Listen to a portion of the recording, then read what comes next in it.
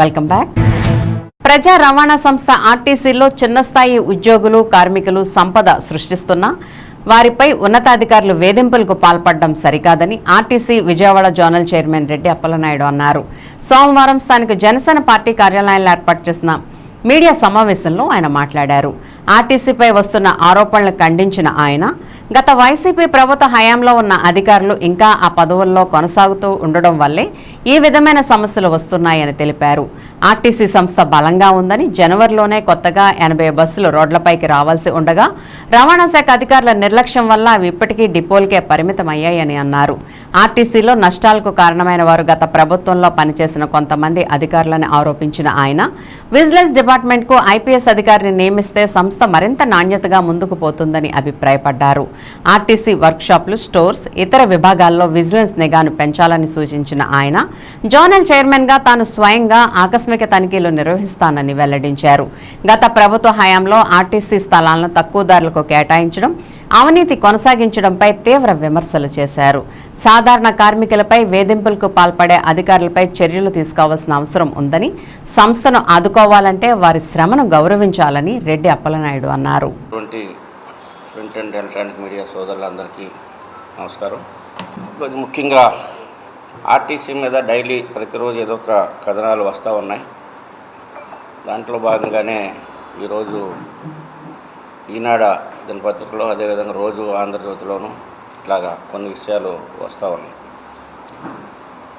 ముఖ్యంగా ఏంటంటే కూటమి ప్రభుత్వం చాలా ప్రతిష్టాత్మకంగా జోనల్ వైజ్ చైర్మన్స్ని 4 జోన్లకి చైర్మన్ని, అదేవిధంగా స్టేట్ చైర్మన్ కొనకళ్ళ నారాయణ గారిని, వైస్ చైర్మన్ని అందరినీ కూడా, ఎందుకంటే ప్రజల శ్రేయస్సు కోసం, పరిపాలనా సౌలభ్యం కోసం కూటమి ప్రభుత్వం, చంద్రబాబు నాయుడు గారు, పవన్ కళ్యాణ్ గారు మరి ప్రజలతో అనుసంధానం ఉన్నటువంటి నాయకత్వాన్ని, ప్రజల యొక్క కష్ట సుఖాలు తెలిసినటువంటి వాళ్ళని మమ్మల్ని నియమించడం జరిగింది. మేము కూడా దాని మీద చాలా ఇంట్రెస్ట్గా, ఎందుకంటే బలమైనటువంటి వ్యవస్థ రవాణా సంస్థ ఏదైతే ఏపీఎస్ఆర్టీసీ ఉందో, గతంలో కార్పొరేషన్ ఉన్నప్పటికీ ఇప్పుడు అది ప్రభుత్వంలో 2019 తర్వాత విలీనమైన తర్వాత అది ఒక ప్రభుత్వ సంస్థ అయినటువంటి బలమైనటువంటి అతి పెద్ద అయినటువంటి ఆసియాలోనే యొక్క ప్రజా రవాణా సంస్థ అనేది చాలా పెద్ద సంస్థ మన ఆంధ్రప్రదేశ్లో ఉన్నటువంటిది.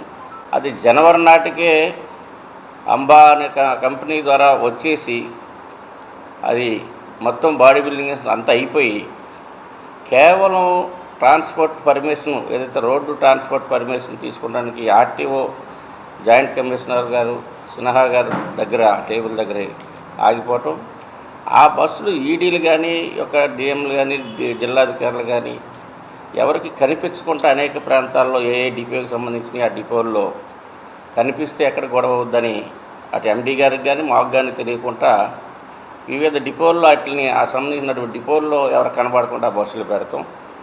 అంటే జనవరి, ఫిబ్రవరి, మార్చి, ఏప్రిల్ వచ్చింది, 4 నెలలుగా 80 బస్సులు, దాదాపు 75-80 బస్సులు ఉంటే ఇంకా ప్రజలకి రవాణా చాలా సౌకర్యంగా ఉండేది. దాదాపు హైర్ బస్సులు 500, 1100 బస్సులు ప్రభుత్వాన్ని, 1600 బస్సులకి దాదాపు 1400 బస్సుల దాకా ఆల్రెడీ రన్నింగ్లోకి వచ్చినాయి. హైర్ బస్సులు ఇంకొక 80-90 బస్సులు అవి రావాలి. దీనికి సంబంధించిన ఒక 75-80 బస్సులు ఈ ప్రజలకి రావాల్సినటువంటి దాని మీద అజమాయిషీ ఏదైతే జవాబుదారితనం కావాల్సినటువంటి విజిలెన్స్ విభాగం ఆటకేతనంగా ఒక అడ్మినిస్ట్రేషన్ ఏదైతే ఈడీ అడ్మిషన్ దగ్గరే ఒక ఉండటం, ఆ ఈడీ అడ్మిషన్ అనేది కేవలం అతని అండర్లో ఈ యొక్క విజిలెన్స్ ఉండటం, డైలీ విజిలెన్స్ మీద కథనాలు వస్తూ ఉన్నాయి. ఇది లంచాల విషయంలో కానీ అన్నింటిలో కూడా. అదే ఒక ఐపీఎస్ అధికారి స్టేట్ విజిలెన్స్ అధికారిగా ఉంటే అది ఉమ్మడి రాష్ట్రంలో ఉండేది. తర్వాత ఈ అధికారులు వాళ్ళ యొక్క సులభం కోసం అది తీసి కేవలం డిపార్ట్మెంట్కి పరిమితం చేసినటువంటి పరిస్థితులు ఇవాళ ఆర్టీసీకి నష్టం జరుగుతూ ఉంది. ప్రజలు ఆశించినటువంటి రీతిలో ఇవాళ ఏదైతే 2023లో మోడీ గారు యొక్క ఫైరు మిషన్ అనేది ప్రతి బస్సుకి అమర్చాలనేది పెట్టాలన్నటువంటి రూల్స్ తీసుకొచ్చారు. దానికి ఒక్కొక్క బస్సుకి 2 లక్షల రూపాయలు ఎక్స్పెండిచర్ అవుతుంది అన్నటువంటి వంకతో ఇవాళ స్నేహ గారి యొక్క ఏదైతే రవాణా సంస్థ ఆర్టీఏ జాయింట్ కమిషనర్ గారు ఉన్నారో ఆయన దగ్గర ఈ ఫైల్ అలాగ పెట్టుకొని ఇక అధికారులు సంప్రదించకపోవటం, ఈడీలు సంప్రదించకపోవటం, ఆ బస్సులు అలాగా మూలన పెట్టేటువంటి పరిస్థితి వాళ్ళ నెలకొంది. ఈ నెలాఖరులోపు అన్ని వర్క్షాప్స్ కానీ డిస్పెన్సర్ కానీ ఇవన్నీ కూడా ఇన్స్పెక్షన్ చేసి అక్కడ ఉన్నటువంటి విషయాలు కానీ, ఈ రోజున నూజివీడులో ఒక 2 బస్సులు ఆ బస్సు డిపోకే పరిమితమైన, విద్యార్థిపురం డిపోలో అక్కడ బస్సులు ఆ లోన అక్కడే పరిమితమైనవి. అట్లాగే వివిధ ప్రాంతాల్లో ఉన్నటువంటి బస్సులన్నీ కూడా దాదాపు 45 లక్షల రూపాయలు బస్సు 3 నెలలు 4 నెలలుగా డిపోకే పరిమితం అయితే అది ఎంత నష్టం వస్తుంది?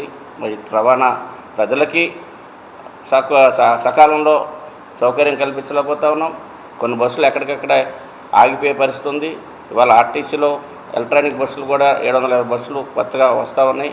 ఎందుకంటే ఇవన్నీ సమకూరిన తర్వాత ప్రభుత్వం కూడా మరి మహిళలకు ఉచిత బస్సు సౌకర్యాన్ని కల్పించాలన్నటువంటి ఆలోచనతో చంద్రబాబు నాయుడు గారు, పవన్ కళ్యాణ్ గారు దృఢ సంకల్పంతో ఉన్నారు.